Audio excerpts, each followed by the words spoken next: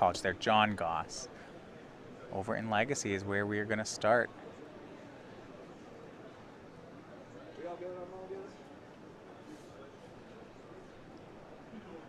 Yeah, and at 6-2, it's a clean match here. Winning team's into day 2. Losing team is out.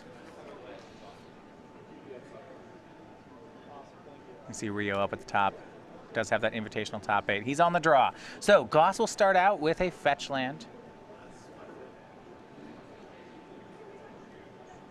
3 copies of Pithing Needle in the main for Rio. You see he has 2 of them in the opener. Wouldn't be surprising to lead on that in turn 1. And that's what he's going to do. I mean, so John will have to reveal, he'll have to crack this fetch land. Otherwise, Rio's just going to name Misty Rainforest. Right. How many decks do you know, if your opponent goes Bayou Pithing Needle, are you just, is it Turbo Depths? I'm pretty sure it's just this deck. It could be some nonsense deck that Lantern. One person in the world plays. Yeah, I don't think that Lantern is the sort of deck you would play in Legacy. The card Brainstorm really hurts the deck. Yeah, it's real bad. It's not bad against them. It's okay, maybe no one plays it. So, names Wasteland with a Pithing Needle. I like that. The Wasteland, one of the best ways to interact with the Dark Depths Thespian stage combo. Yeah. That's the reason that you main deck this card at all. Something that you also see out of the Cloud Post decks. It's the main deck Pithing Needle for Wasteland. But they don't play Bayou. Unless someone built like a Nick Fit Cloud Post deck. Turn 2 here for John. Will be Stoneforge Mystic. And look over at the cards he can get with it. He has 1 Batterskull, 1 Umezawa's Jite in the main. Yeah, he got the good one. For this matchup, certainly. Batterskull. Rio does have another Pithing Needle ready, so it could always needle the Stoneforge Mystic. Needle's medium, I think, in this matchup. Yeah, Goss is playing 2 Wastelands, so that first needle is reasonable here.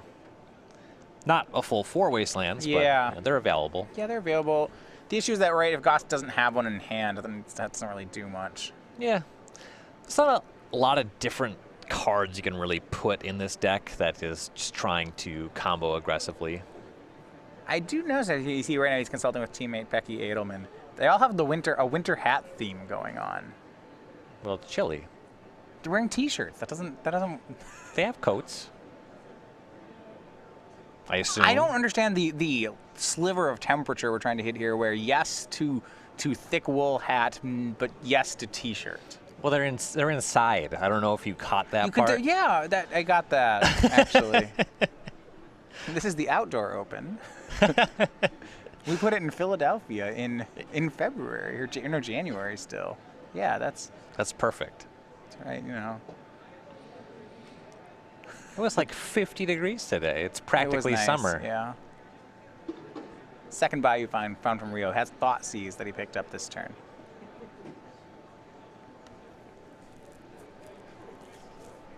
Turbo Depths to me is always just really, it's a strange deck in that I feel like all their cards don't do anything.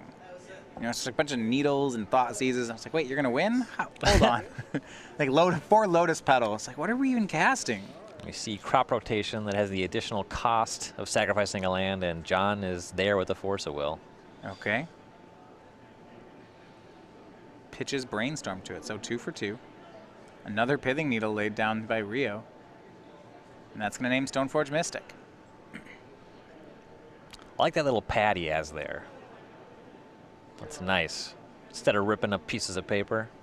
I like that.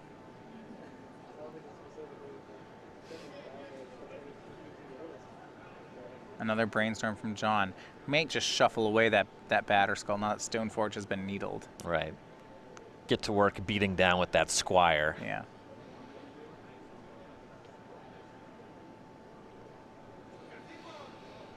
I'm interested to see how the standard match will go out. Mono Red's a very powerful deck, though a lot of times these Anointed Procession decks are reasonably good against Mono Red.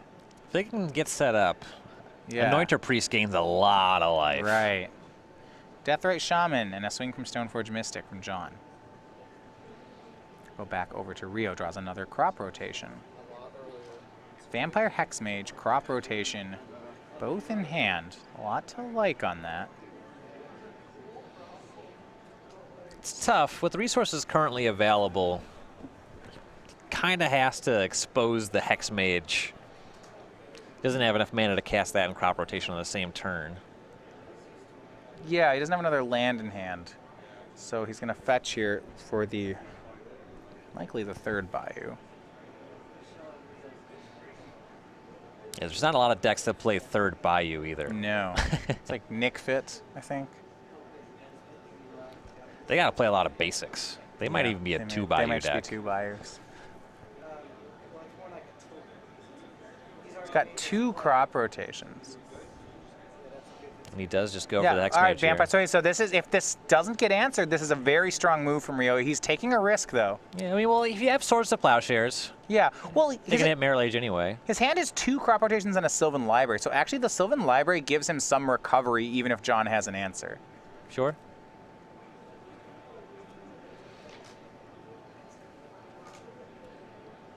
He doesn't yet have a way to play around the Swords to Plowshares. Yeah, I mean, it's tough. There's not a ton that you're able to do. You'd like to get Sylvan Safekeeper online. Yeah, that'd be ideal. Looking at the things he can crop rotate for, he has Thespian Stage, Dark Depths, 3 Urborgs. He's got a Bazooka Bog and a Ghost Quarter, and actually has a Sajiri Step. So I actually want to talk about Sajiri Step for a second. And that is protection against Swords to Plowshares here because he has 2 crop rotations. Yeah, that's not one you see too often. It's a neat trick. You used to see a reasonable amount of pay with Knight of the Reliquary. Yeah, when it was in Standard, this card originally from Worldwake did see play at the same time. So Rio can set up a line where he goes and grabs Dark Depths, makes a 20/20, and then if there is a Swords to Plowshares, he can actually go ahead and crop rotate for this Sajiri Step. Now, the interesting thing, or the danger here, is if Rio draws his one of Sajiri Step this turn, then the plan's off. Yeah, I can't do anything about that. No, I mean, it's unlikely, but it would really hurt his plans. Yeah. Well, John Goss's teammate, Timothy Guy on 4-color Marionette, he is up a game right now on Aiden Brier. Well, all right. Got to figure that he has a reasonable sideboard for mono red as well. True name Nemesis. Rio draws Thespian Stage. Didn't draw the step, so that's good. We're online. And John is at 16. It looks like Rio's going to be able to get this. Says go. He's going to end step the 20/20. Yeah, he needs to fade a counter spell plus Swords to Plowshares. Yeah, 2 pieces of interaction, whether it's counter spells, 2 Swords to Plowshares. Swords, whatever. 2 pieces of interaction gets him. He'll beat 1. Even 1 counter spell he can beat because he has the double crop rotation. Yeah, if it's double counter spell without Swords to Plowshares, just cast a second one for the combo. Yeah.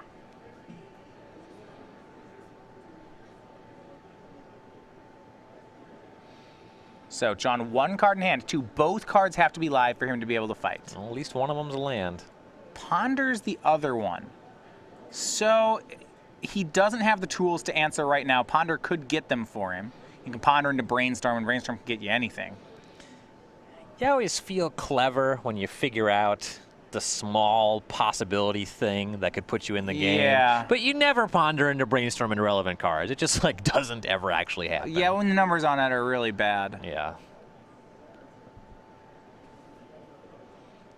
Oh, if I just hit my... Yeah.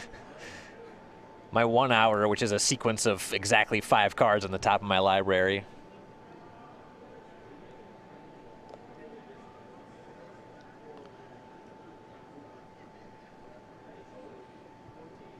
It's going to be a shuffle off the ponder, and this is a situation where you got to figure Goss would be shuffling yeah, if a good he's amount shuffling, of them. I'm pretty in. I mean, John doesn't know Rio's hand, but Rio's hand's very strong right now. Good chance he's familiar with the matchup anyway. He's going to know the hand soon. Okay, well, we said he needed 2 relevant cards. Here's 1. Thought Season. That'll work. Well, kind of. Kind of. In response, Rio's just going to crop rotate. You force the action, but you don't actually disrupt Well, any of it. well, if John's second card is actually a swords, this works, and he's going to get Rio. True. Yeah. So if it's 2 pieces of interaction, John's Yep, fine. You're right. You're right. But I don't think his other card plays. We'll see soon enough. Rio's making the right play. He's going for Dark Depths.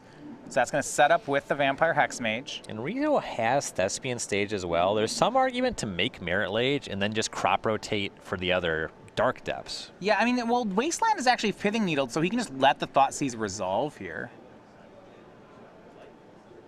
And John Goss looks at the board. He sees that and not liking it. He'll take the other crop rotation. But Rio's just going to go for the 20-20 most likely. If he does, I think he gets this. Yeah. A swing for 3 knocks Rio down to 14.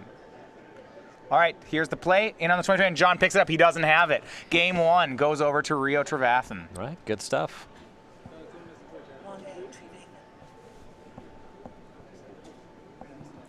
So he gets 1 for his team. Timothy Guy has a game for his team. Both of them right now, they're signing up for game number 2. For Rio Trevathan and John Goss, they're going to go ahead and start to pick up their sideboards. We're going to take a short break and we'll be back to talk about how this matchup changes with the last 15 cards.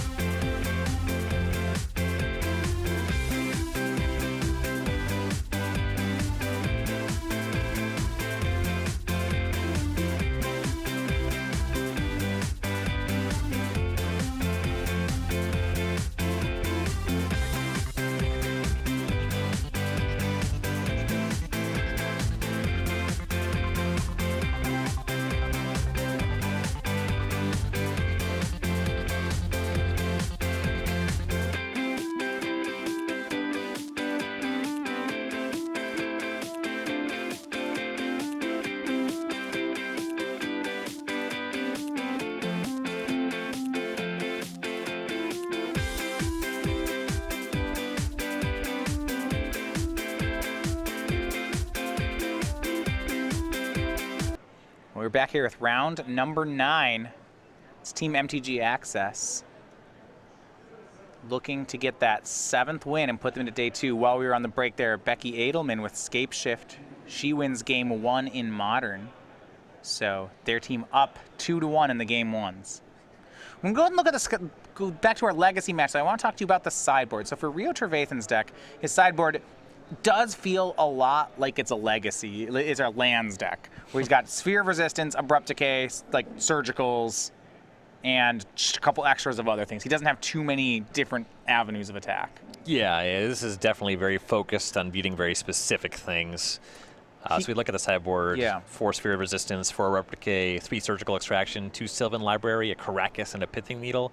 None of the things that he's really choosing to focus on his sideboard are what John Goss is presenting. Yeah, now he has these Sylvan Libraries. These are copies number 2 and 3. This might be matched up with Sylvan Libraries pretty good.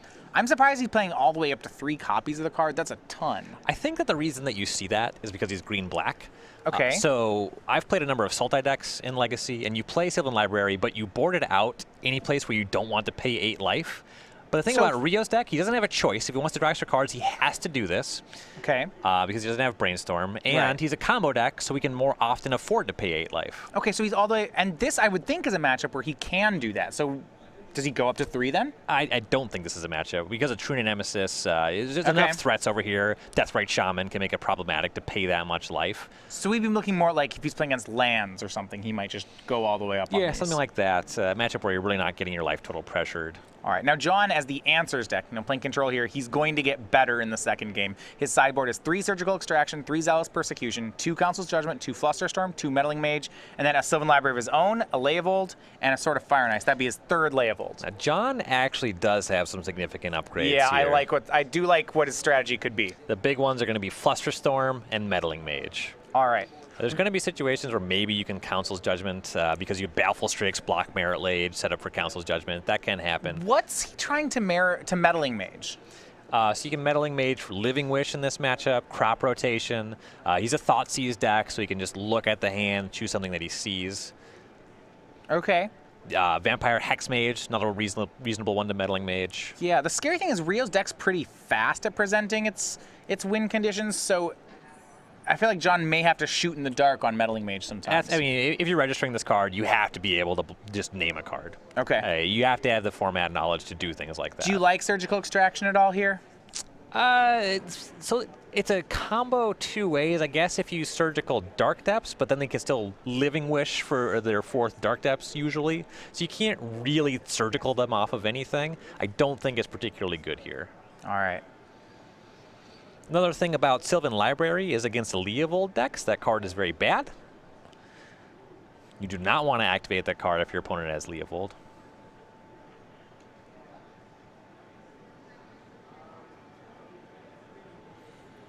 Well, John will be on the play here for the second game. You see all 3 matches here shuffling up for their game 2s. We'll keep you updated on as many of them as possible. Not as bad as casting Brainstorm, but you know.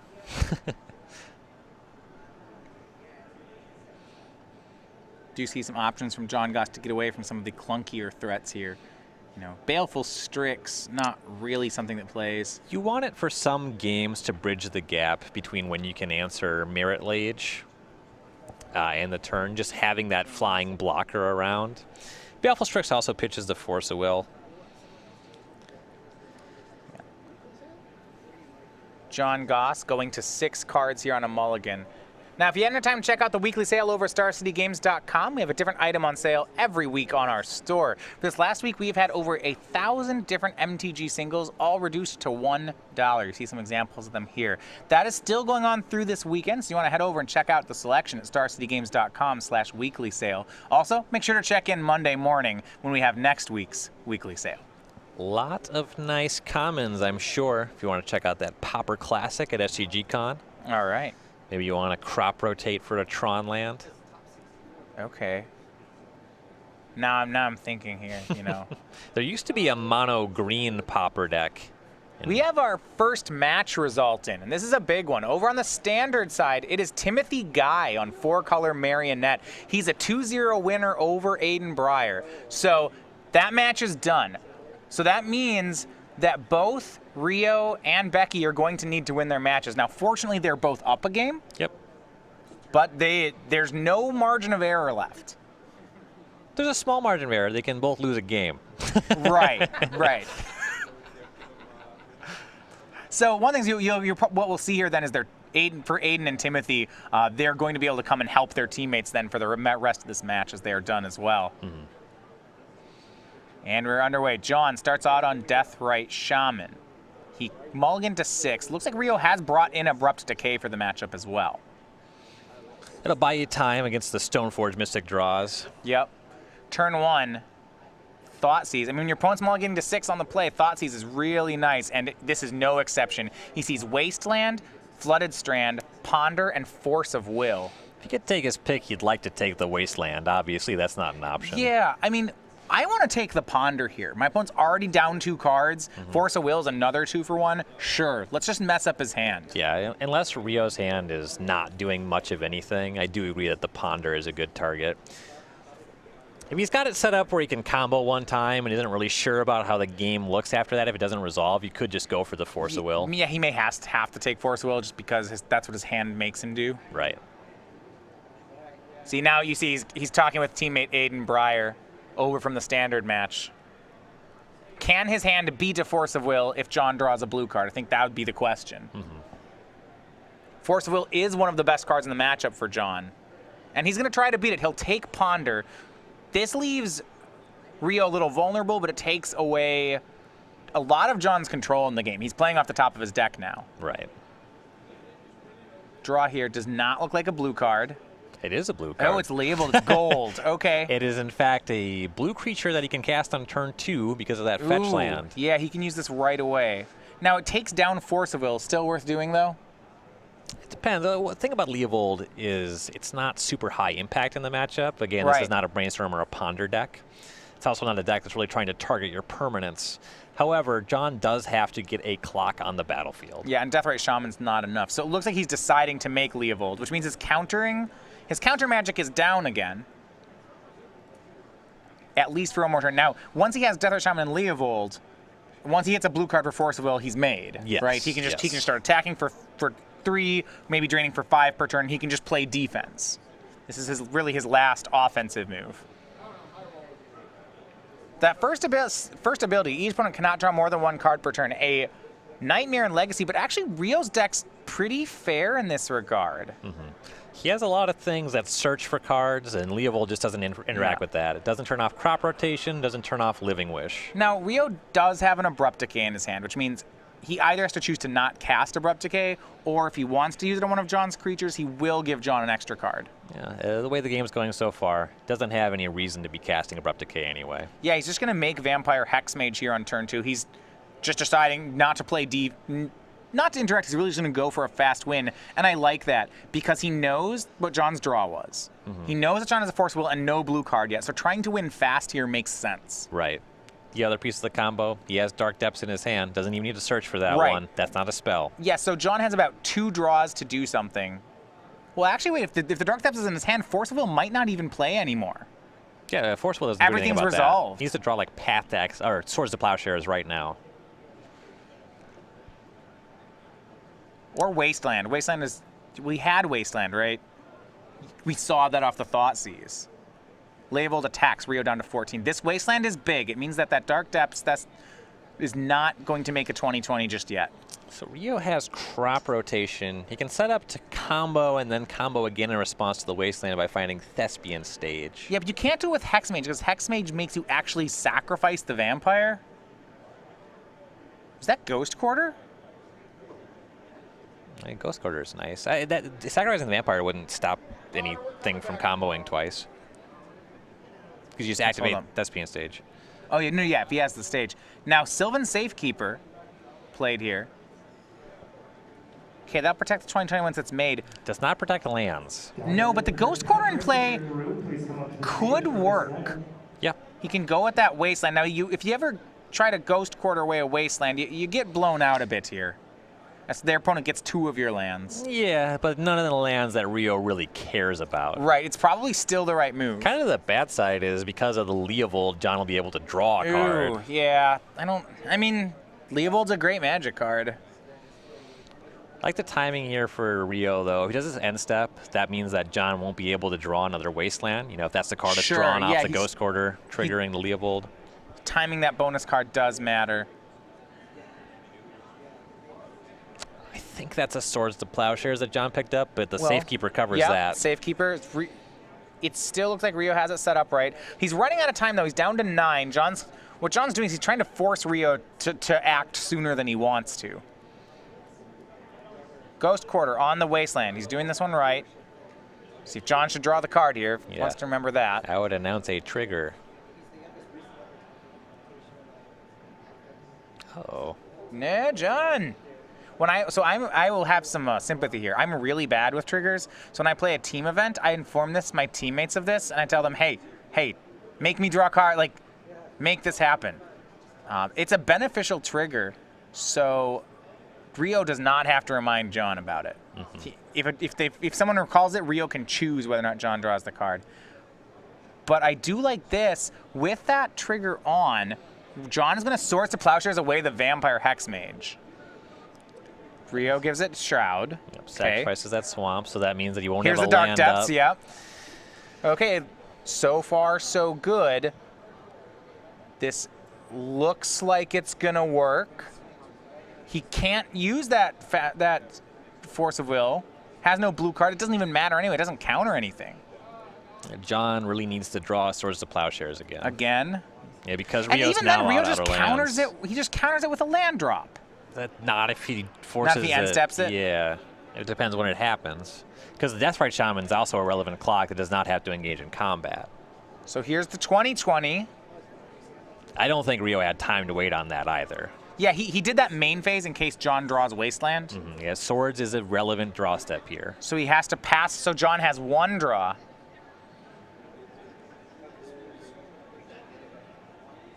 John's going to drain Rio down to 7. Get him to 5. You know, if there's a creature in the graveyard, and there is, actually, John, hold on, he can go to 21. It's true. He doesn't have any attacks this turn.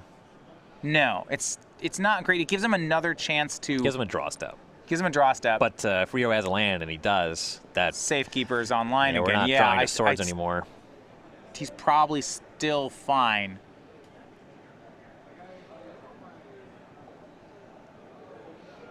And he passes, yep. So he's John on his last out here. He's going to go to 1. Rio timed all these things in the correct windows, too. Yep, solid navigation. Now, over on the Modern table, Kyle Kurtz takes game 2. So if it comes down to the Modern match, and it's looking like it might, it's going to be Becky Adlman versus Kyle Kurtz, and that's going to decide which team goes to day 2. Right now, it looks like Rio's going to get the legacy match here. The team's having a think about it. Okay, they just want to make sure they're not missing anything. Yeah, Expedition map was the draw for Rio this turn. I think they're talking about Yeah. whether they want to crack this fetch land, cast that. I don't think it matters at all. Yeah, I'm not sure I'd want to. Here's a swing for 20. John can stay alive. Deathrite Shaman gains 2 life. He goes to 21, takes a huge hit down to 1, and Rio passes.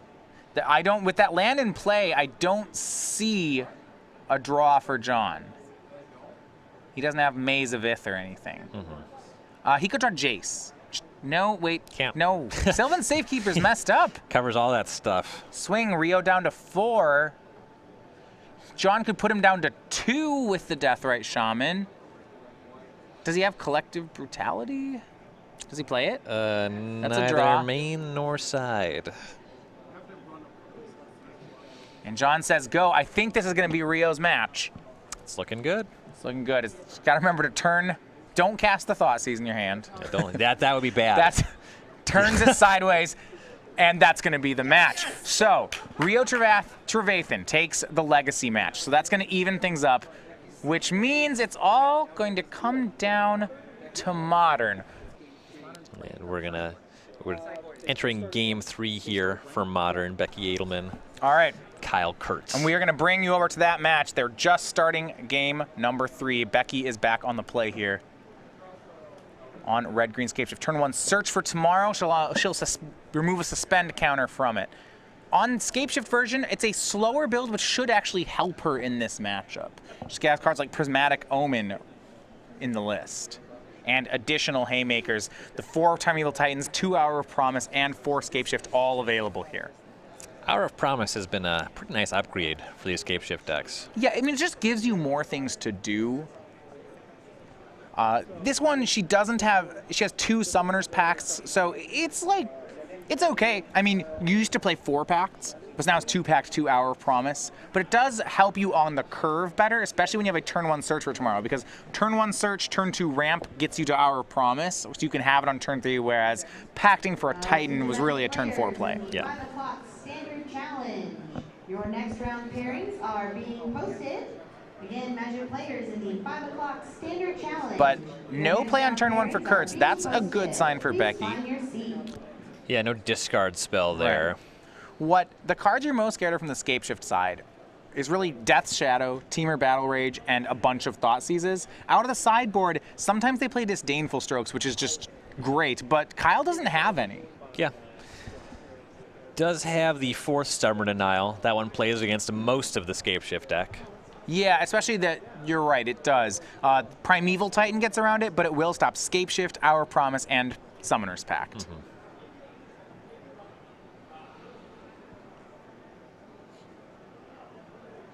Fetch Shock for Kyle down to 14.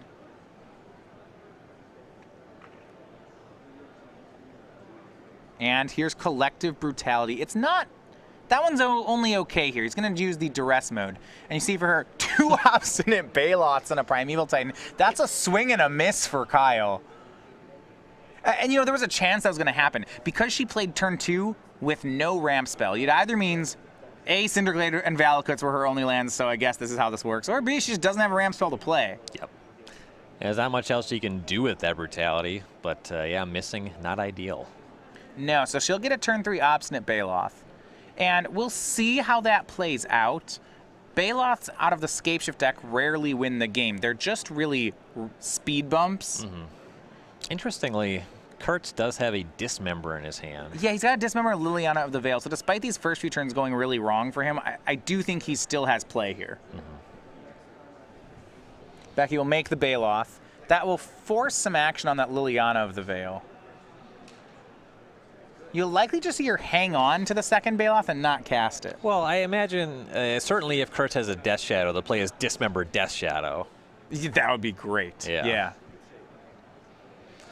Dismember also is a relevant card as we build up towards casting a Delve Threat. Kyle needs a creature pretty quick. Yeah, he needs a creature. You know, with the removal spells, he even could still keep going to work with Liliana. The card, I mean, 2 Baloths is good against it.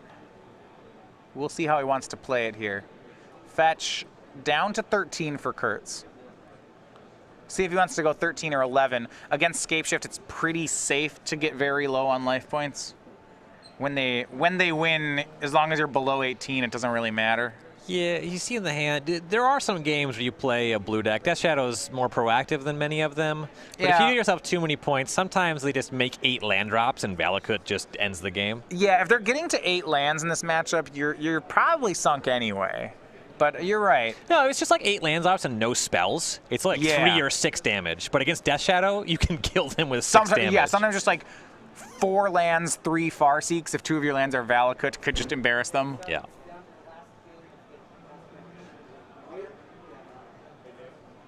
Looks like there's a Teamer Battle Rage in Kyle's hand. If he gets a creature in play, that's going to be good. Now the whole team's in on the play.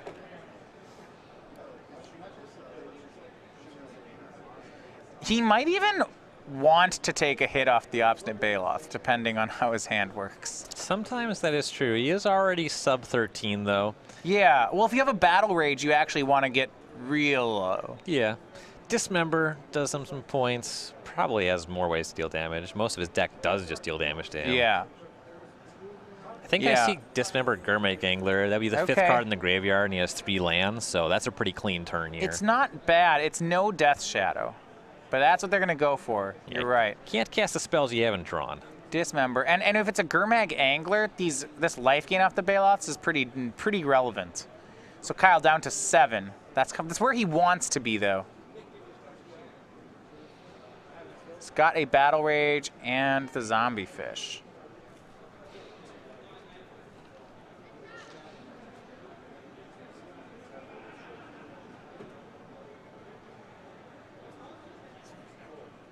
Ooh. Death Shadow. Okay, he'll pass. That's a lot scarier. Yes. Becky draws Scapeshift. Casts another Baloth. Her hand is Primeval Titan Scapeshift, but I don't believe she has land 6. Nope. Yeah, so just as those is 2. Frequently the case, you're hitting the top of the deck with the Valakut, but when it hits, you're made. Yeah, there's a good amount of lands. If she gets land for Primeval Titan next turn with all the life she's gained, I doubt Kyle can do anything about it. And he has that Teamer Battle Rage, and he has a fetch land, but you can't deal 27 in 1 turn with that. No, 24 is the most. That's possible. Now, after she's made 2 Baloths, there's some temptation to plus the Liliana here.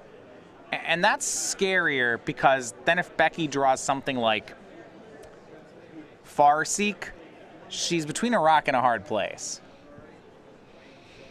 All right, so for Kurz, if you crack the fetch, untap Shockland, go to 4. Yeah. If you Liliana, get rid of the Baloth, you Okay. connect here for 10, and then you have Battle Rage that would be lethal the following turn. Connect for 9, right? Or did I miss one? Yeah, you're right, it's 9. So she'd go to So you 18. go to 18, and the Battle Rage with no blocker is still lethal. But she's going to make a Primeval Titan if she draws, if she draws a land. The Primeval Titan, he doesn't really have something that stops that from happening, I don't believe. Right. And if the Primeval Titan blocks, I suppose Escape Shift, she'd have enough lands to Escape Shift for lethal. Right. He doesn't know about the Escape Shift. He does know about the Titan. And he can go to 4 if there's no configuration of lands where she can deal 6 with the Titan. She does actually have a play if she draws a land where she can make the Titan and immediately deal 3 if she gets Valakut and Mountain 6. Because that one basic forest is actually is hurting her a bit right now. Yeah. If it were a Valakut, it would be better. Otherwise, it doesn't really matter. So Kyle can go to 4. He shouldn't go to 3 because the Titan just actually kills him. And then Becky wants a land. She really does not want it to be the second basic forest. All right, fetch shock to 4. Kyle is picking that line. This does leave lethal in 2 attacks. So Liliana, -2. Baloth's gone. He's going to attack for 9, Becky to 18. If she draws a land, we think she's good. We'll see. It's going to be close. And Gurmag Angler. Oh my. Actually, this might not. Kyle might have this one even if she draws the land. Yeah, that's 5 more points there. Draw here. What'd she pick up? Sakura Tribe Elder. That's not going to be enough.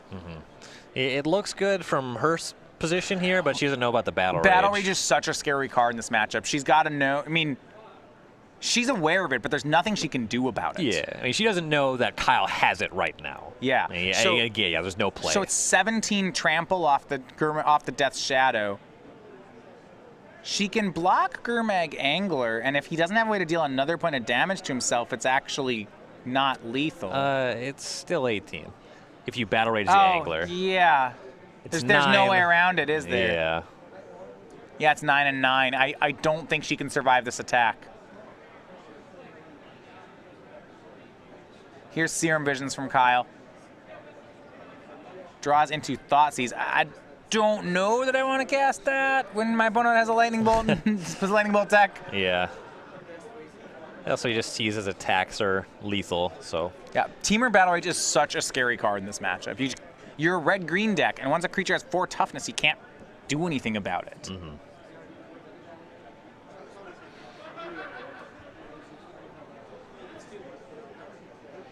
So he has lethal Battle Rage. What do you suppose they're concerned about where they're looking at the stuff they're scrying?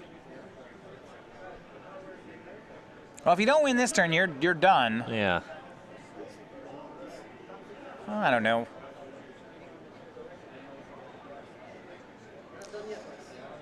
Probably just has his teammates making him anxious. Goss, Kurtz, and Guy, all 3 of them just they want to get this one right. They're thinking about casting the Thoughtseize. She does not have the Lightning Bolt to punish the play. I think if they cast it, it's more of a risk than I'd want to take. Yeah, it's not like there's like a flash blocker or fog that you should be concerned about. I like not using the Liliana. So, a block by Sakura Tribe Elder. Battle Rage. Yeah. Teamer Battle Rage on it. It's going to be 18 points of trample. It'll trample over for 17. The Angler should seal this up. The 2 cards in Becky's hand cost 6 and 4. They're not castable here. That's going to do it. Just double check. Yeah, you want to make sure you're not missing Yeah, if anything. she had one more turn would do it, but she's not going to get one. And there is the handshake. So a hard-fought Game 3 there. It is the team of John Goss, Kyle Kurz, and Timothy Guy, though. They pick up the win, and with 7-2, they'll be coming back for day 2.